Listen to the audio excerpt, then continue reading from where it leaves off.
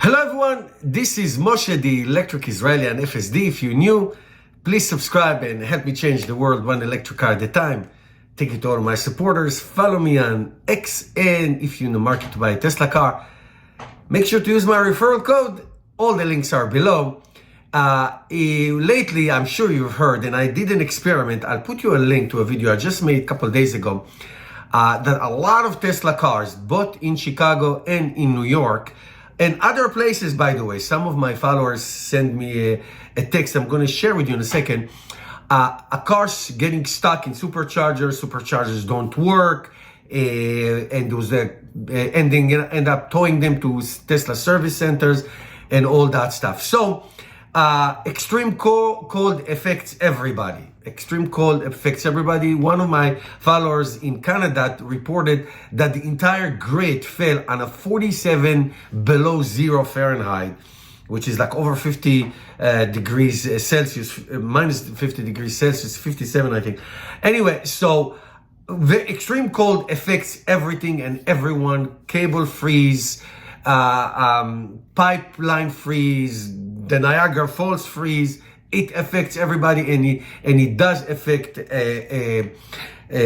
ice cars as well. When you lose power, and I could not put gas in my car for about 2 weeks during Hurricane Sandy more than 10 years ago, because we lost power and the pumps didn't work in the gas station. So extreme weather, natural disasters affect everybody. However, the other day I drove at 6:15 in the morning to a supercharger nearby. The temperature was 13 degrees Fahrenheit, minus 11 Celsius, and I preconditioned the car to go, and it was fine. It worked. It was freezing cold. Wind was whipping. It was freezing cold. Now, I'm not trying to say that what happened in Chicago and other places didn't happen. It did happen. But as a EV driver since 2015, I want to give you a few tips if you are an owner of EV car, car, or if you're going to be. If you're going to be, I highly recommend that whichever car you buy, Tesla, Nissan, whatever you want, make sure that car has a heat pump. If it's a second-hand car, make sure it has heat pumps, especially if you live in cold weather.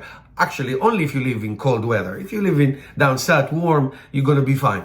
Heat pump are lifesavers, and they save you a lot of range when you drive in very cold weather, because it's basically a bypass system that passes the battery and gives you heat independently. So that is essential. My 2018 Model 3 used to lose 30 to 50% of its range on extreme cold. And I talk extreme cold, I'm talking about 20 degrees Fahrenheit or below. That's extreme cold. The current ones, the ones since 2021, have heat pumps, and it is a significant difference.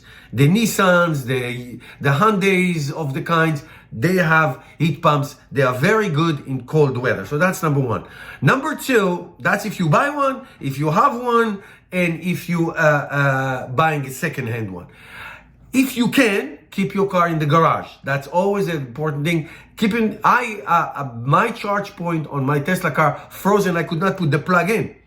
I put it in the garage, which is 15, 20 degrees warmer. Still was around zero Celsius, 32 degrees. It melted the ice inside the cap, and I was able to charge the car. So if you can keep the car in the garage. If your car is outside, plug it in, man. Plug the car in all the time. It doesn't matter, especially if you do a morning commute. At the same time, you can preheat it. I do it for all my cars.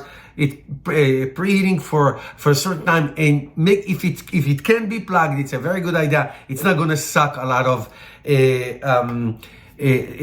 battery from the charge. Okay, it's good to have it plugged in. Also, why is it so good? It warms up the battery. There is zero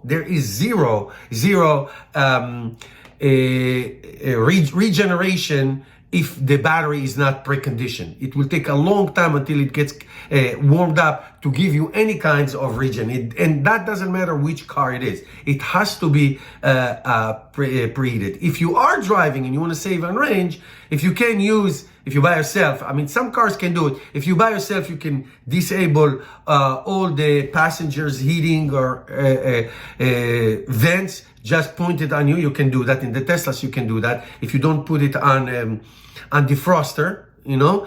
And if you have eco mode, in Tesla is a chill mode, you can do that so it doesn't access so much of the body. But plugging it in, preconditioning the car is essential.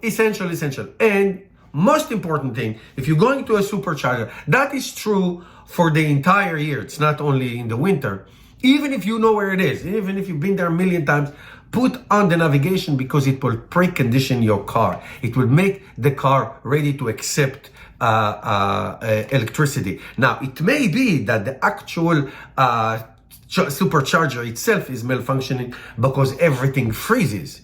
Because just all the pipes, everything, I mean, all the cables, just like in gas station, all the pipes freeze. But if you do these things, you have a better chance to fare very, very well. I always say, if you can, home charging, it is the best solution. Home charging is the best solution. All right, hope this was helpful. Thank you for watching. See you next time.